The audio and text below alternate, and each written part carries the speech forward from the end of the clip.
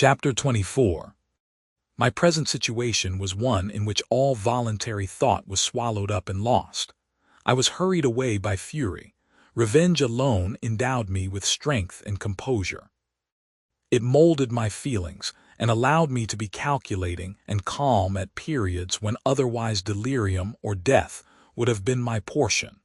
My first resolution was to quit Geneva forever. My country, which, when I was happy and beloved, was dear to me, now in my adversity became hateful. I provided myself with a sum of money, together with a few jewels which had belonged to my mother, and departed. And now my wanderings began, which are to cease, but with life. I have traversed a vast portion of the earth, and have endured all the hardships which travelers in deserts and barbarous countries are wont to meet. How I have lived I hardly know. Many times have I stretched my failing limbs upon the sandy plain and prayed for death. But revenge kept me alive. I dared not die and leave my adversary in being. When I quitted Geneva, my first labor was to gain some clue by which I might trace the steps of my fiendish enemy. But my plan was unsettled, and I wandered many hours round the confines of the town, uncertain what path I should pursue. As night approached, I found myself at the entrance of the cemetery where William, Elizabeth, and my father reposed. I entered it and approached the tomb which marked their graves. Everything was silent except the leaves of the trees, which were gently agitated by the wind. The night was nearly dark, and the scene would have been solemn and affecting even to an uninterested observer. The spirits of the departed seemed to flit around and to cast a shadow, which was felt but not seen, around the head of the mourner. The deep grief which this scene had at first excited quickly gave way to rage and despair. They were dead and I lived. Their murderer also lived, and to destroy him I must drag out my weary existence. I knelt on the grass and kissed the earth, and with quivering lips exclaimed, "By the sacred earth on which I kneel, by the shades that wander near me, by the deep and eternal grief that I feel, I swear. And by thee, O night, and the spirits that preside over thee, to pursue the demon who caused this misery, until he or I shall perish in mortal conflict. For this purpose I will preserve my life. To execute this dear revenge will I again behold the sun and tread the green herbage of earth, which otherwise should vanish from my eyes forever. And I call on you, spirits of the dead, and on you, wandering ministers of vengeance, to aid and conduct me in my work. Let the cursed and hellish monster drink deep of agony. Let him feel the despair that now torments me." I had begun my adjuration with solemnity, and an awe which almost assured me that the shades of my murdered friends heard and approved my devotion. But the furies possessed me as I concluded, and rage choked my utterance. I was answered through the stillness of night by a loud and fiendish laugh. It rang on my ears long and heavily. The mountains re-echoed it, and I felt as if all hell surrounded me with mockery and laughter. Surely in that moment I should have been possessed by frenzy and have destroyed my miserable existence, but that my vow was heard and that I was reserved for vengeance. The laughter died away, when a well-known and abhorred voice, apparently close to my ear, addressed me in an audible whisper, "I am satisfied, miserable wretch. You have determined to live, and I am satisfied." I darted towards the spot from which the sound proceeded, but the devil eluded my grasp. Suddenly, the broad disk of the moon arose and shone full upon his ghastly and distorted shape as he fled with more than mortal speed. I pursued him, and for many months this has been my task. Guided by a slight clue, I followed the windings of the Rhone, but vainly. The blue Mediterranean appeared, and by a strange chance, I saw the fiend enter by night and hide himself in a vessel bound for the Black Sea. I took my passage in the same ship, but he escaped, I know not how. Amidst the wilds of Tartary and Russia, although he still evaded me, I have ever followed in his track. Sometimes the peasants, scared by this horrid apparition, informed me of his path. Sometimes he himself, who feared that if I lost all trace of him I should despair and die, left some mark to guide me. The snows descended on my head, and I saw the print of his huge step on the white plain. To you first entering on life, to whom care is new and agony unknown, how can you understand what I have felt and still feel? Cold, want, and fatigue were the least pains which I was destined to endure. I was cursed by some devil and carried about with me my eternal hell. Yet still a spirit of good followed and directed my steps, and when I most murmured would suddenly extricate me from seemingly insurmountable difficulties. Sometimes, when nature, overcome by hunger, sank under the exhaustion, a repast was prepared for me in the desert that restored and inspirited me. The fare was, indeed, coarse, such as the peasants of the country ate, but I will not doubt that it was set there by the spirits that I had invoked to aid me. Often, when all was dry, the heavens cloudless, and I was parched by thirst, a slight cloud would bedim the sky, shed the few drops that revived me and vanish. I followed, when I could, the courses of the rivers. But the demon generally avoided these, as it was here that the population of the country chiefly collected. In other places, human beings were seldom seen, and I generally subsisted on the wild animals that crossed my path. I had money with me and gained the friendship of the villagers by distributing it, or I brought with me some food that I had killed, which, after taking a small part, I always presented to those who had provided me with fire and utensils for cooking.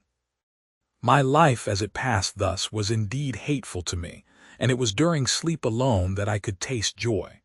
O blessed sleep! Often, when most miserable, I sank to repose, and my dreams lulled me even to rapture. The spirits that guarded me had provided these moments, or rather hours, of happiness that I might retain strength to fulfill my pilgrimage. Deprived of this respite, I should have sunk under my hardships. During the day I was sustained and inspirited by the hope of night, for in sleep I saw my friends, my wife, and my beloved country. Again I saw the benevolent countenance of my father, heard the silver tones of my Elizabeth's voice, and beheld Clerval enjoying health and youth. Often, when wearied by a toilsome march, I persuaded myself that I was dreaming until night should come, and that I should then enjoy reality in the arms of my dearest friends. What agonizing fondness did I feel for them!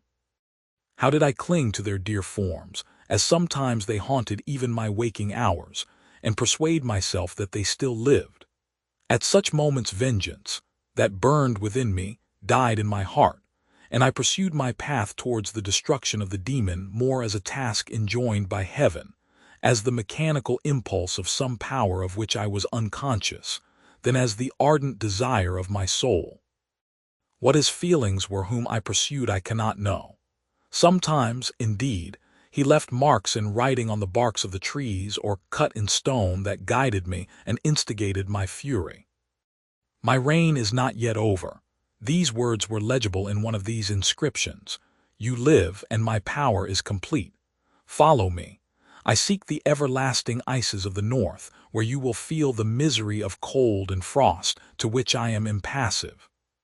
You will find near this place, if you follow not too tardily, a dead hare. Eat and be refreshed. Come on, my enemy. We have yet to wrestle for our lives, but many hard and miserable hours must you endure until that period shall arrive. Scoffing devil! Again do I vow vengeance. Again do I devote thee, miserable fiend, to torture and death. Never will I give up my search until he or I perish. And then with what ecstasy shall I join my Elizabeth and my departed friends, who even now prepare for me the reward of my tedious toil and horrible pilgrimage. As I still pursued my journey to the northward, the snows thickened and the cold increased in a degree almost too severe to support. The peasants were shut up in their hovels, and only a few of the most hardy ventured forth to seize the animals whom starvation had forced from their hiding places to seek for prey. The rivers were covered with ice, and no fish could be procured, and thus I was cut off from my chief article of maintenance. The triumph of my enemy increased with the difficulty of my labors. One inscription that he left was in these words: Prepare, your toils only begin. Wrap yourself in furs and provide food, for we shall soon enter upon a journey where your sufferings will satisfy my everlasting hatred." My courage and perseverance were invigorated by these scoffing words. I resolved not to fail in my purpose, and calling on heaven to support me, I continued with unabated fervor to traverse immense deserts, until the ocean appeared at a distance and formed the utmost boundary of the horizon. Oh, how unlike it was to the blue seasons of the south! Covered with ice, it was only to be distinguished from land by its superior wildness and ruggedness. The Greeks wept for joy when they beheld the Mediterranean from the hills of Asia, and hailed with rapture the boundary of their toils. I did not weep, but I knelt down and with a full heart thanked my guiding spirit for conducting me in safety to the place where I hoped, notwithstanding my adversary's jibe, to meet and grapple with him. Some weeks before this period I had procured a sledge and dogs, and thus traversed the snows with inconceivable speed. I know not whether the fiend possessed the same advantages, but I found that, as before I had daily lost ground in the pursuit, I now gained on him, so much so that, when I first saw the ocean he was but 1 day's journey in advance, and I hoped to intercept him before he should reach the beach. With new courage, therefore, I pressed on, and in 2 days arrived at a wretched hamlet on the seashore. I inquired of the inhabitants concerning the fiend and gained accurate information. A gigantic monster, they said, had arrived the night before, armed with a gun and many pistols, putting to flight the inhabitants of a solitary cottage through fear of his terrific appearance. He had carried off their store of winter food, and placing it in a sledge, to draw which he had seized on a numerous drove of trained dogs, he had harnessed them, and the same night, to the joy of the horror-struck villagers, had pursued his journey across the sea in a direction that led to no land.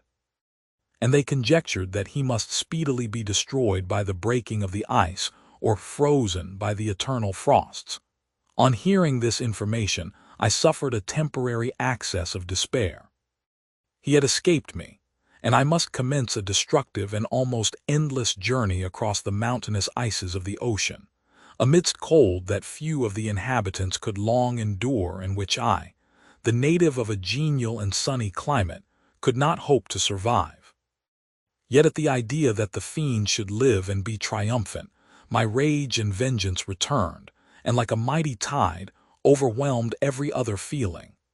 After a slight repose, during which the spirits of the dead hovered round and instigated me to toil and revenge, I prepared for my journey. I exchanged my land sledge for one fashioned for the inequalities of the frozen ocean, and purchasing a plentiful stock of provisions, I departed from land.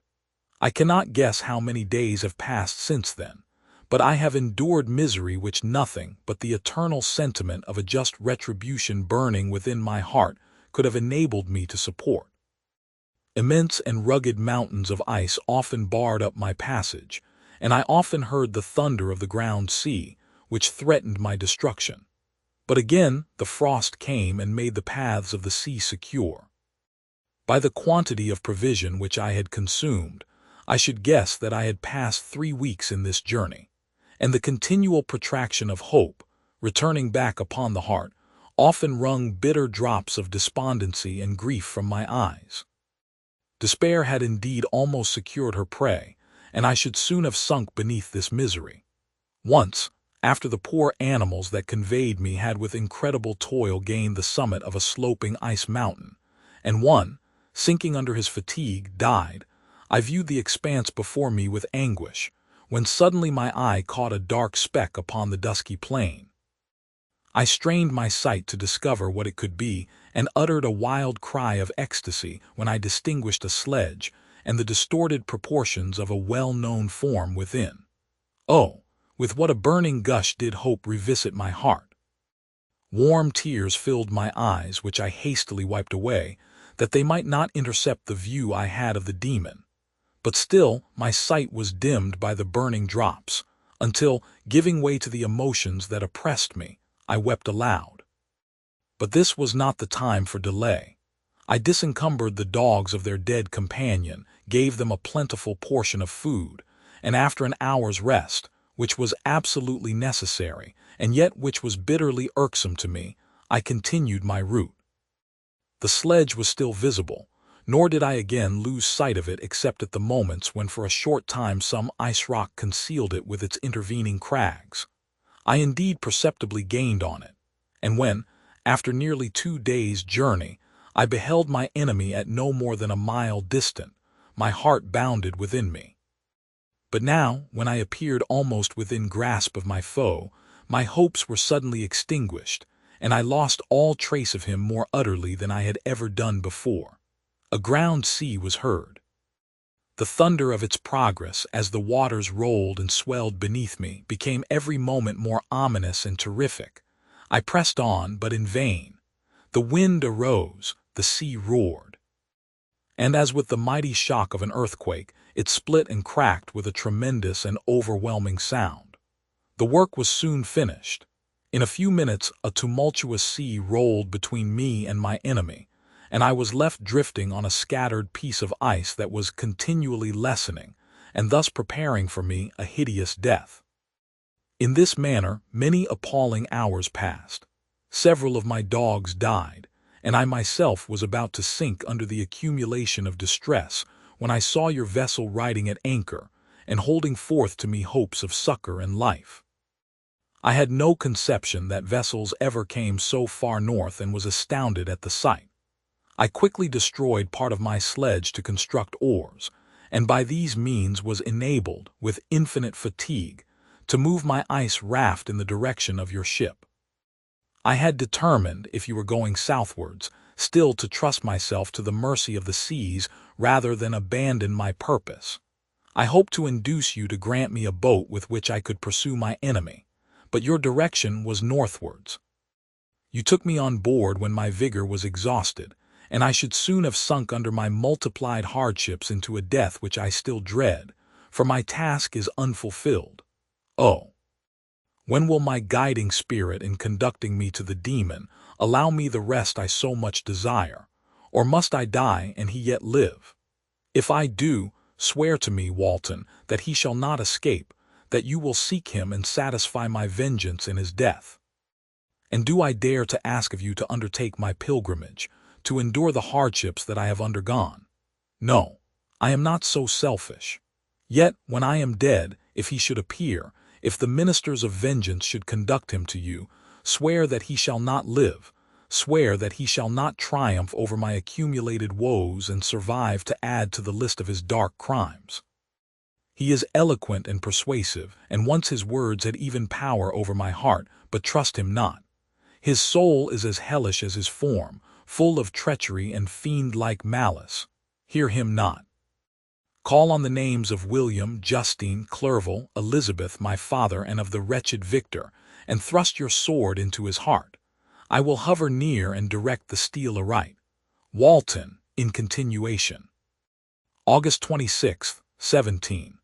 You have read this strange and terrific story, Margaret, and do you not feel your blood congeal with horror like that which even now curdles mine? Sometimes, seized with sudden agony, he could not continue his tale. At others, his voice broken, yet piercing, uttered with difficulty the words so replete with anguish.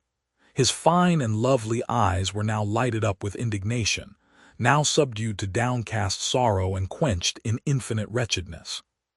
Sometimes he commanded his countenance and tones, and related the most horrible incidents with a tranquil voice, suppressing every mark of agitation.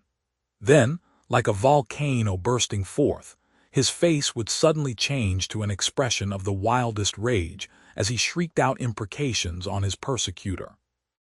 His tale is connected and told with an appearance of the simplest truth, yet I own to you that the letters of Felix and Safie, which he showed me, and the apparition of the monster seen from our ship, brought to me a greater conviction of the truth of his narrative than his asseverations, however earnest and connected. Such a monster has, then, really existence. I cannot doubt it, yet I am lost in surprise and admiration. Sometimes I endeavored to gain from Frankenstein the particulars of his creature's formation, but on this point he was impenetrable. "Are you mad, my friend?" said he. "Or whither does your senseless curiosity lead you? Would you also create for yourself and the world a demoniacal enemy? Peace, peace. Learn my miseries, and do not seek to increase your own." Frankenstein discovered that I made notes concerning his history. He asked to see them, and then himself corrected and augmented them in many places, but principally in giving the life and spirit to the conversations he held with his enemy. "Since you have preserved my narration," said he, "I would not that a mutilated one should go down to posterity." Thus has a week passed away, while I have listened to the strangest tale that ever imagination formed. My thoughts and every feeling of my soul have been drunk up by the interest for my guest which this tale and his own elevated and gentle manners have created. I wish to soothe him, yet can I counsel one so infinitely miserable, so destitute of every hope of consolation, to live? Oh no, the only joy that he can now know will be when he composes his shattered spirit to peace and death. Yet he enjoys one comfort, the offspring of solitude and delirium. He believes that when in dreams he holds converse with his friends, and derives from that communion consolation for his miseries or excitements to his vengeance, that they are not the creations of his fancy, but the beings themselves who visit him from the regions of a remote world. This faith gives a solemnity to his reveries that render them to me almost as imposing and interesting as truth. Our conversations are not always confined to his own history and misfortunes. On every point of general literature he displays unbounded knowledge and a quick and piercing apprehension. His eloquence is forcible and touching, nor can I hear him, when he relates a pathetic incident or endeavors to move the passions of pity or love, without tears. What a glorious creature must he have been in the days of his prosperity, when he is thus noble and godlike in ruin. He seems to feel his own worth and the greatness of his fall. "When younger," said he, "I believed myself destined for some great enterprise. My feelings are profound, but I possessed a coolness of judgment that fitted me for illustrious achievements. This sentiment of the worth of my nature supported me when others would have been oppressed, for I deemed it criminal to throw away in useless grief those talents that might be useful to my fellow creatures. When I reflected on the work I had completed, no less a one than the creation of a sensitive and rational animal, I could not rank myself with the herd of common projectors. But this thought, which supported me in the commencement of my career, now serves only to plunge me lower in the dust. All my speculations and hopes are as nothing, and like the archangel who aspired to omnipotence, I am chained in an eternal hell. My imagination was vivid, yet my powers of analysis and application were intense. By the union of these qualities, I conceived the idea and executed the creation of a man. Even now I cannot recollect without passion my reveries while the work was incomplete. I trod heaven in my thoughts, now exulting in my powers, now burning with the idea of their effects. From my infancy I was imbued with high hopes and a lofty ambition, but how am I sunk? Oh, my friend, if you had known me as I once was, you would not recognize me in this state of degradation. Despondency rarely visited my heart. A high destiny seemed to bear me on, until I fell never, never again to rise. Must I then lose this admirable being? I have longed for a friend. I have sought one who would sympathize with and love me. Behold, on these desert seas I have found such a one, but I fear I have gained him only to know his value and lose him. I would reconcile him to life, but he repulses the idea. "I thank you, Walton," he said, "for your kind intentions towards so miserable a wretch, but when you speak of new ties and fresh affections, think you that any can replace those who are gone? Can any man be to me as Clerval was, or any woman another Elizabeth? Even where the affections are not strongly moved by any superior excellence, The companions of our childhood always possess a certain power over our minds which hardly any later friend can obtain. They know our infantine dispositions, which, however they may be afterwards modified, are never eradicated, and they can judge of our actions with more certain conclusions as to the integrity of our motives.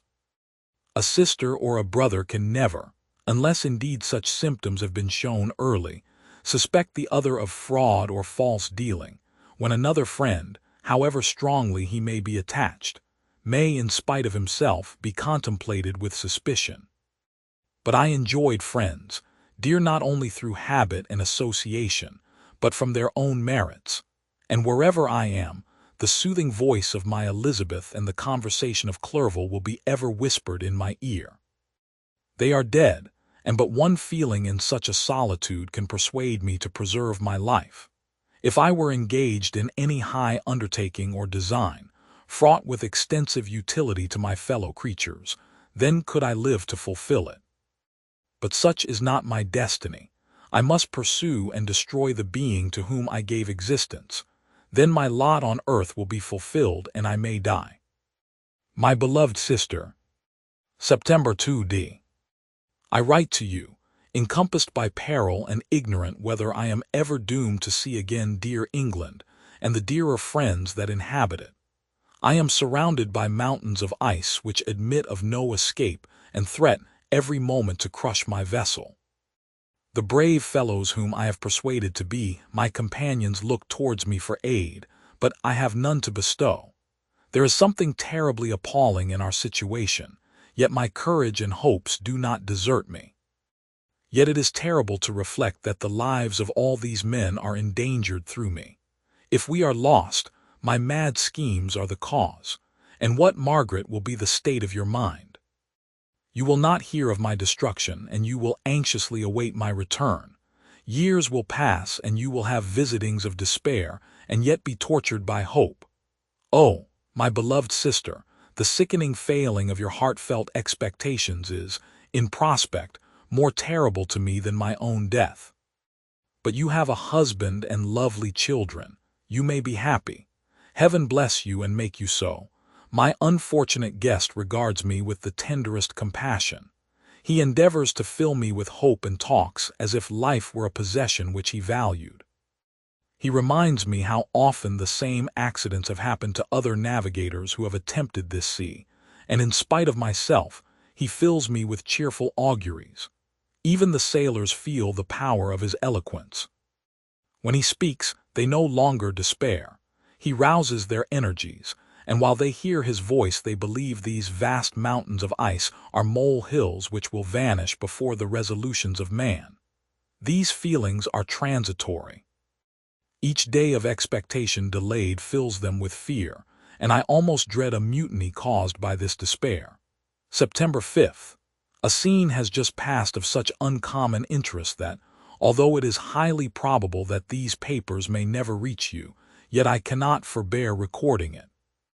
We are still surrounded by mountains of ice, still in imminent danger of being crushed in their conflict.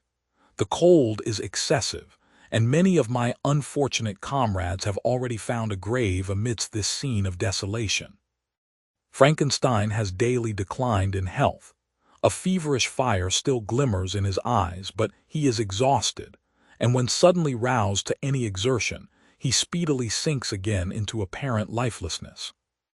I mentioned in my last letter the fears I entertained of a mutiny. This morning, as I sat watching the wan countenance of my friend, his eyes half closed and his limbs hanging listlessly, I was roused by half a dozen of the sailors, who demanded admission into the cabin. They entered, and their leader addressed me. He told me that he and his companions had been chosen by the other sailors to come in deputation to me to make me a requisition which, in justice, I could not refuse. We were immured in ice and should probably never escape, but they feared that if, as was possible, the ice should dissipate and a free passage be opened, I should be rash enough to continue my voyage and lead them into fresh dangers, after they might happily have surmounted this. They insisted, therefore, that I should engage with a solemn promise that if the vessel should be freed, I would instantly direct my course southwards. This speech troubled me. I had not despaired, nor had I yet conceived the idea of returning if set free. Yet could I, in justice or even in possibility, refuse this demand? I hesitated before I answered, when Frankenstein, who had at first been silent, and indeed appeared hardly to have force enough to attend, now roused himself. His eyes sparkled, and his cheeks flushed with momentary vigor. Turning towards the men, he said, "What do you mean? What do you demand of your captain? Are you, then, so easily turned from your design? Did you not call this a glorious expedition? And wherefore was it glorious? Not because the way was smooth and placid as a southern sea, but because it was full of dangers and terror, because at every new incident your fortitude was to be called forth and your courage exhibited, because danger and death surrounded it, and these you were to brave and overcome. For this was it for this was it an honorable undertaking. You were hereafter to be hailed as the benefactors of your species, your names adored as belonging to brave men who encountered death for honor and the benefit of mankind. And now, behold, with the first imagination of danger, or, if you will, the first mighty and terrific trial of your courage, you shrink away and are content to be handed down as men who had not strength enough to endure cold and peril. And so, poor souls, they were chilly and returned to their warm firesides. Why, that requires not this preparation. Ye need not have come thus far and dragged your captain to the shame of a defeat merely to prove yourselves cowards. Oh! Be men, or be more than men. Be steady to your purposes and firm as a rock. This ice is not made of such stuff as your hearts may be. It is mutable and cannot withstand you if you say that it shall not. Do not return to your families with the stigma of disgrace marked on your brows. Return as heroes who have fought and conquered, and who know not what it is to turn their backs on the foe." He spoke this with a voice so modulated to the different feelings expressed in his speech, with an eye so full of lofty design and heroism, that can you wonder that these men were moved? They looked at one another and were unable to reply. I spoke. I told them to retire and consider of what had been said, that I would not lead them farther north if they strenuously desired the contrary, but that I hoped that, with reflection, their courage would return. They retired, and I turned towards my friend, but he was sunk in languor and almost deprived of life. How all this will terminate I know not, but I had rather die than return shamefully, my purpose unfulfilled. Yet I fear such will be my fate. The men, unsupported by ideas of glory and honor, can never willingly continue to endure their present hardships. September 7th. The die is cast. I have consented to return if we are not destroyed. Thus are my hopes blasted by cowardice and indecision. I come back ignorant and disappointed. It requires more philosophy than I possess to bear this injustice with patience. September 12th. It is past. I am returning to England. I have lost my hopes of utility and glory. I have lost my friend. But I will endeavor to detail these bitter circumstances to you, my dear sister, and while I am wafted towards England and towards you, I will not despond. September 9th. The ice began to move, and roarings like thunder were heard at a distance as the island split and cracked in every direction. We were in the most imminent peril, but as we could only remain passive, my chief attention was occupied by my unfortunate guest, whose illness increased in such a degree that he was entirely confined to his bed. The ice cracked behind us and was driven with force towards the north. A breeze sprang from the west, and on the 11th the passage towards the south became perfectly free. When the sailors saw this and that their return to their native country was apparently assured, a shout of tumultuous joy broke from them, loud and long continued. Frankenstein, who was dozing, awoke and asked the cause of the tumult. "They shout," I said, "because they will soon return to England." "Do you then really return?" Alas, yes, I cannot withstand their demands. I cannot lead them unwillingly to danger, and I must return. Do so if you will, but I will not. You may give up your purpose, but mine is assigned to me by heaven, and I dare not. I am weak, but surely the spirits who assist my vengeance will endow me with sufficient strength. Saying this, he endeavored to spring from the bed, but the exertion was too great for him. He fell back and fainted. It was long before he was restored, and I often thought that life was entirely extinct. At length he opened his eyes. He breathed with difficulty and was unable to speak. The surgeon gave him a composing draught and ordered us to leave him undisturbed. In the meantime, he told me that my friend had certainly not many hours to live. His sentence was pronounced, and I could only grieve and be patient. I sat by his bed watching him. His eyes were closed, and I thought he slept. But presently he called to me in a feeble voice, and bidding me come near, said, "Alas, the strength I relied on is gone. I feel that I shall soon die, and he, my enemy and persecutor, may still be in being. Think not, Walton, that in the last moments of my existence I feel that burning hatred and ardent desire of revenge I once expressed. But I feel myself justified in desiring the death of my adversary. During these last days I have been occupied in examining my past conduct, nor do I find it blamable.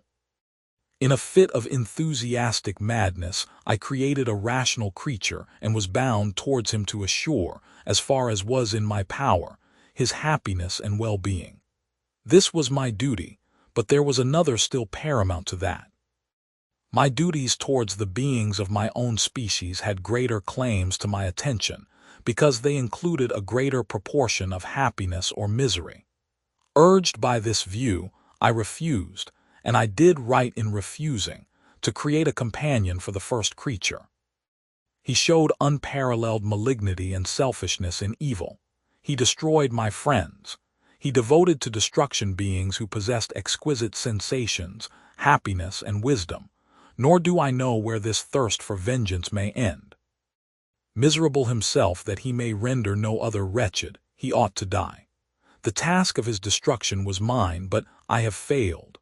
When actuated by selfish and vicious motives, I asked you to undertake my unfinished work, and I renew this request now, when I am only induced by reason and virtue. Yet I cannot ask you to renounce your country and friends to fulfill this task. And now that you are returning to England, you will have little chance of meeting with him.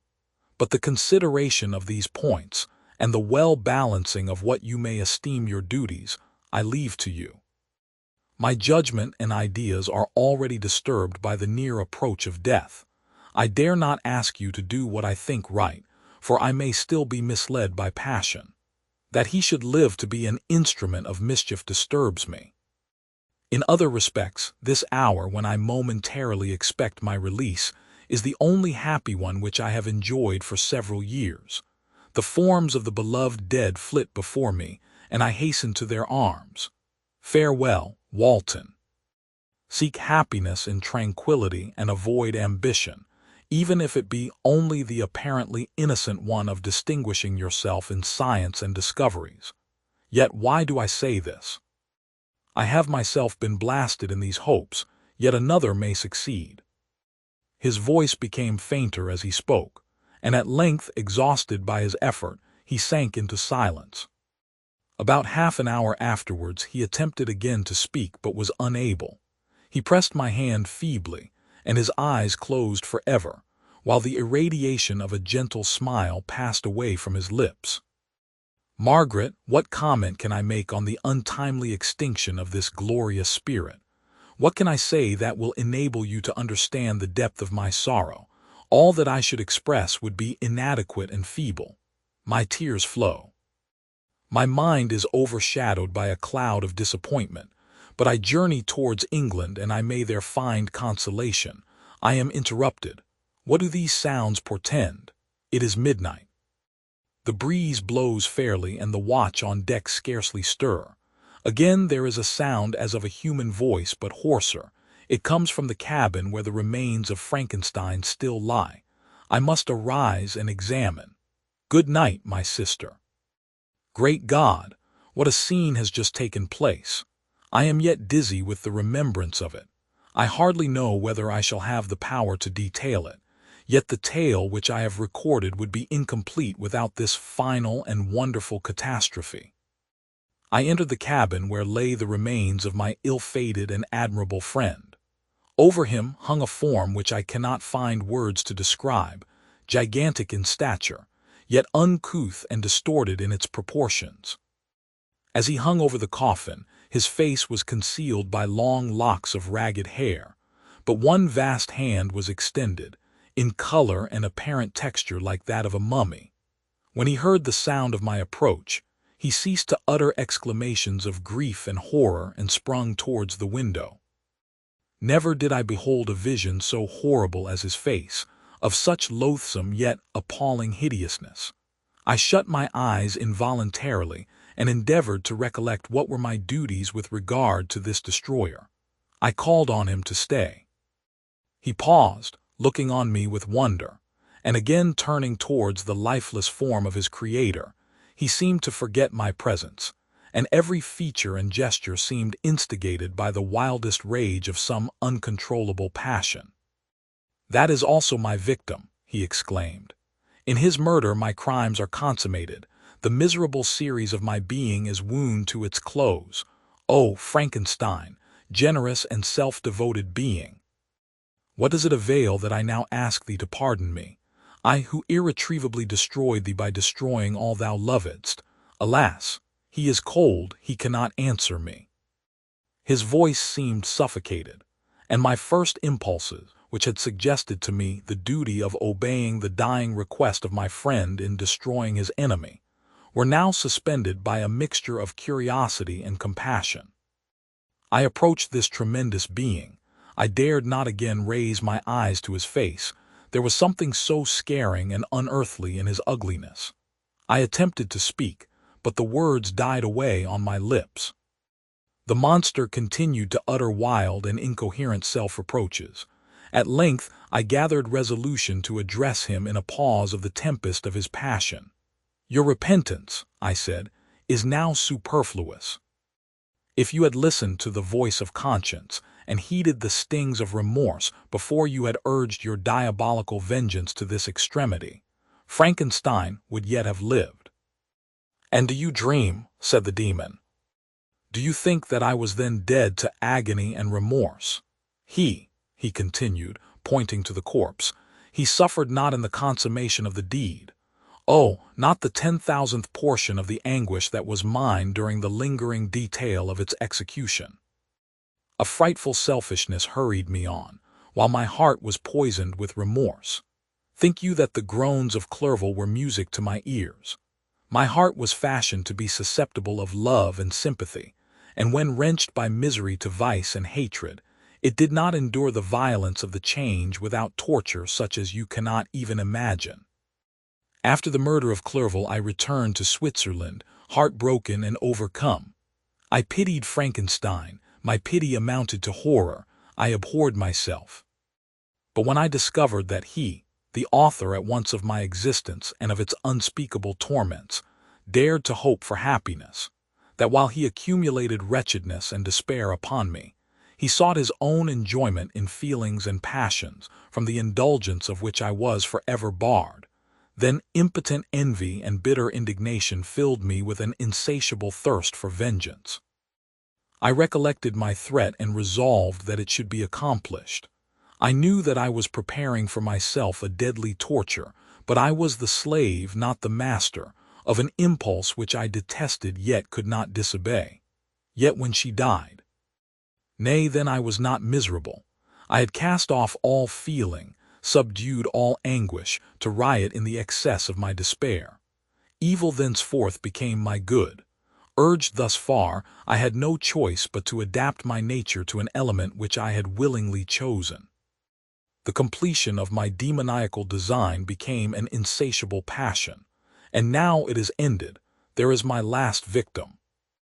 I was at first touched by the expressions of his misery. Yet when I called to mind what Frankenstein had said of his powers of eloquence and persuasion, and when I again cast my eyes on the lifeless form of my friend, indignation was rekindled within me. "Wretch," I said, "it is well that you come here to whine over the desolation that you have made. You throw a torch into a pile of buildings, and when they are consumed, you sit among the ruins and lament the fall. Hypocritical fiend! If he whom you mourn still lived, still would he be the object, again would he become the prey, of your accursed vengeance. It is not pity that you feel. You lament only because the victim of your malignity is withdrawn from your power." "Oh, it is not thus, not thus," interrupted the being. "Yet such must be the impression conveyed to you by what appears to be the purport of my actions. Yet I seek not a fellow feeling in my misery. No sympathy may I ever find. When I first sought it, it was the love of virtue, the feelings of happiness and affection with which my whole being overflowed, that I wished to be participated. But now that virtue has become to me a shadow, and that happiness and affection are turned into bitter and loathing despair, in what should I seek for sympathy? I am content to suffer alone while my suffering shall endure.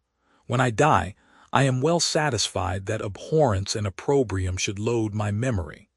Once my fancy was soothed with dreams of virtue, of fame, and of enjoyment. Once I falsely hoped to meet with beings who, pardoning my outward form, would love me for the excellent qualities which I was capable of unfolding. I was nourished with high thoughts of honor and devotion. But now crime has degraded me beneath the meanest animal. No guilt, no mischief, no malignity, no misery can be found comparable to mine. When I run over the frightful catalogue of my sins, I cannot believe that I am the same creature whose thoughts were once filled with sublime and transcendent visions of the beauty and the majesty of goodness. But it is even so. The fallen angel becomes a malignant devil. Yet even that enemy of God and man had friends and associates in his desolation. I am alone. You, who call Frankenstein your friend, seem to have a knowledge of my crimes and his misfortunes. But in the detail which he gave you of them, he could not sum up the hours and months of misery which I endured wasting in impotent passions. For while I destroyed his hopes, I did not satisfy my own desires. They were forever ardent and craving. Still I desired love and fellowship, and I was still spurned. Was there no injustice in this? Am I to be thought the only criminal when all humankind sinned against me? Why do you not hate Felix, who drove his friend from his door with contumely? Why do you not execrate the rustic who sought to destroy the Savior of his child? Nay, these are virtuous and immaculate beings. I, the miserable and the abandoned, am an abortion, to be spurned at and kicked and trampled on. Even now my blood boils at the recollection of this injustice. But it is true that I am a wretch. I have murdered the lovely and the helpless. I have strangled the innocent as they slept and grasped to death his throat who never injured me or any other living thing. I have devoted my Creator, the select specimen of all that is worthy of love and admiration among men, to misery. I have pursued him even to that irremediable ruin. There he lies, white and cold in death. You hate me, but your abhorrence cannot equal that with which I regard myself. I look on the hands which executed the deed.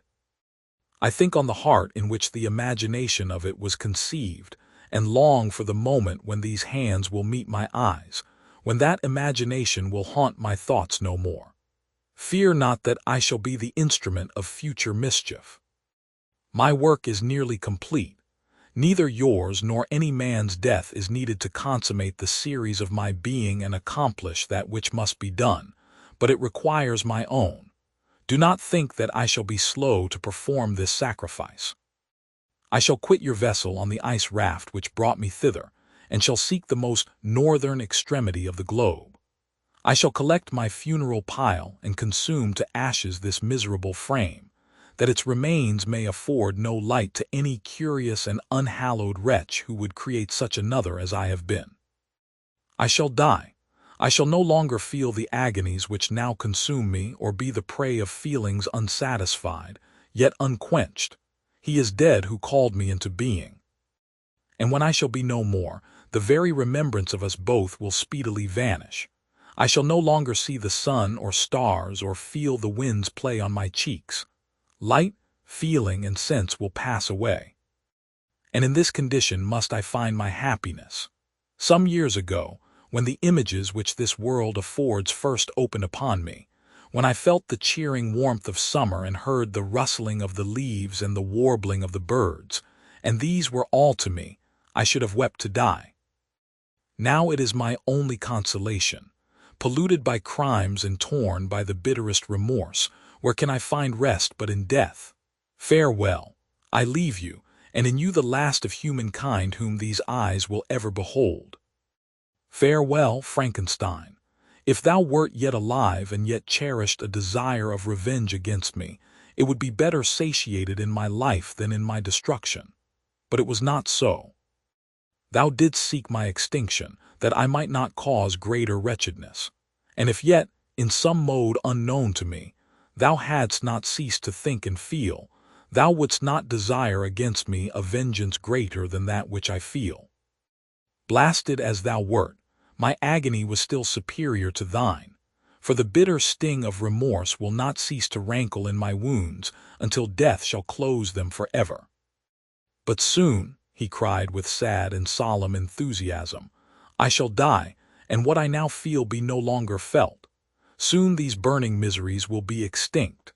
I shall ascend my funeral pile triumphantly and exult in the agony of the torturing flames. The light of that conflagration will fade away. My ashes will be swept into the sea by the winds. My spirit will sleep in peace, or if it thinks, it will not surely think thus. Farewell. He sprang from the cabin window as he said this, upon the ice raft which lay close to the vessel. He was soon borne away by the waves and lost in darkness and distance.